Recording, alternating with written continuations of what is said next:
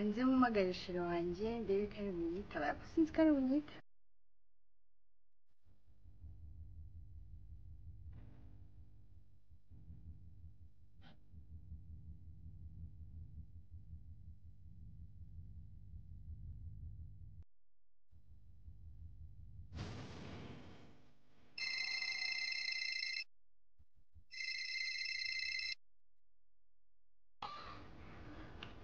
Shira wanjye titabye koko kanjye muhamagare bazi.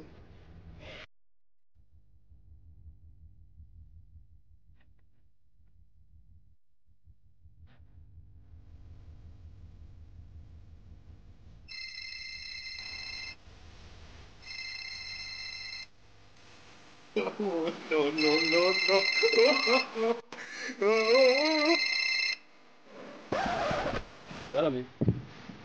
Shiri kuki wanze gufata telefone? Esha ntabwo nanze kugufata nandi kumwe n'umusaza turi gusenga. Shiri ndashaka kudumura yewe. Esha namba bitari bukunde ko tugiye kujya mu masengesho ngiye na papa. Ariko subundi wowe uzajya wirumbwira umusaza wiruka inyuma ya Bibiliya nawe ni kuzaba wamba bari munsi kuko tugahora ko ngushaka ndagushaka cyane Shiri mbubarira ndakwingiye. Kristo no kusigaho ncaho ugenda Mana zanzira babwani mukavugisha abantu bo ku mihanda se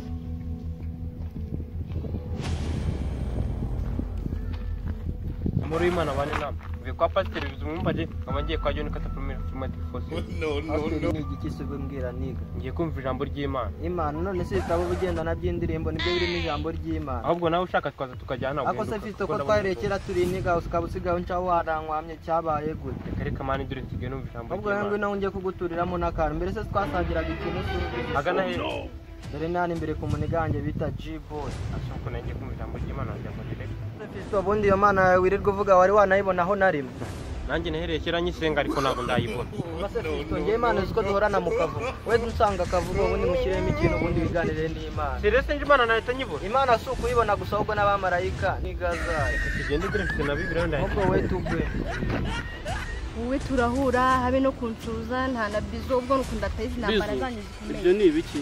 Ese bizo ni ikibazo? Oya we mbabarira banyica. Ninde se wakwiye? Ase papa wacha gisaza gifite imyaka 30 n'ingahe. Wowe uraho ufite imyaka 10 n'ingahe. Utekereza ko na papa yamuzahuza. Reka nkubwire sibyo njyaye ibintu byinshi cyane nshobora kukwereka utazi sibyo nkakwigisha nkakubisha ukuntu nyine urukundo rugenda sibyo ngishe rufite ikihe kibazo Avariko umvreka nkubwire sibyo winkora Shiri haranditswe ngo Imana iratubwira ngo tujye dukunda abagenzi bacu n'uko twikunda none se mu gihe utankunda ukazajya wirirwa nta n'ukundeba nta kumpa bizu nta kumiki kandi Yesu yaravuze ngo byose ni urukundo reka natwe dusoma Bibiliya kandi turakundana ese ko dusoma Bibiliya dusoma abantu nese ngenda kubwiye ngo nsome nakubwiye ngo umpe bizu nago ngubwiye ngo none se bizu bayigo batagusoma oya uwo wereka ngoreke kuntu bigenda sibyo urabyemera se ibiki wamba oya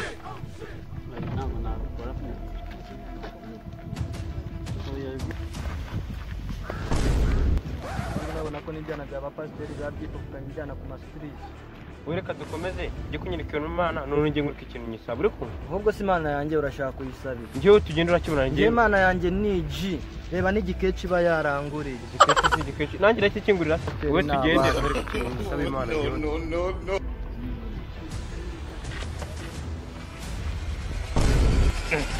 So umuhungu wanjye bonye harera se bishoboka bite reka nsubira inyuma ndebe ntibibaho Surprise, motherfucker. Hani ho waje kwiga indirimbo sha. No. Aguruka dutaha. Kundana n'abana ba pasiteri nukungu kubirigiye bugenda maze kubirambirwa. No. Wallahi ikintu kimaze iminsi cyarabuze karitsiye wallahi.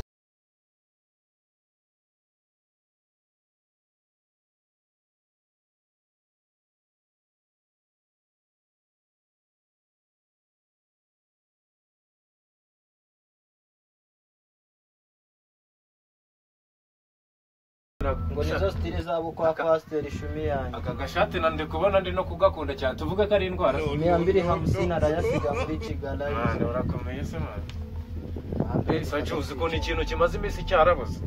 Oya ntago beze man. Ese ubundi wari warakwamiye man. Chiboy wazanye ikintu. Zana ngena nakwakireho man ngena nakire. Aya ndabazi muzi icyaka cyawe shanda. Imana wagiye kunyereka iri he? Tuza wakazaje. None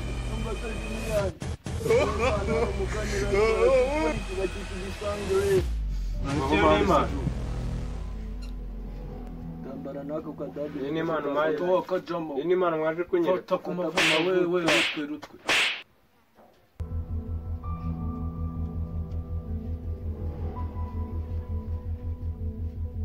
Saka kajana konde bakata kari kunywa cyane. Gifate bushi.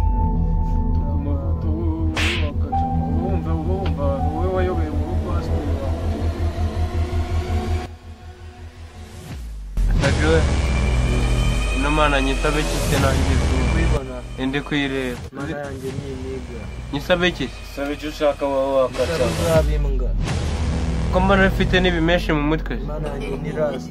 Mana uzamfashe nzabe imbwa. Mana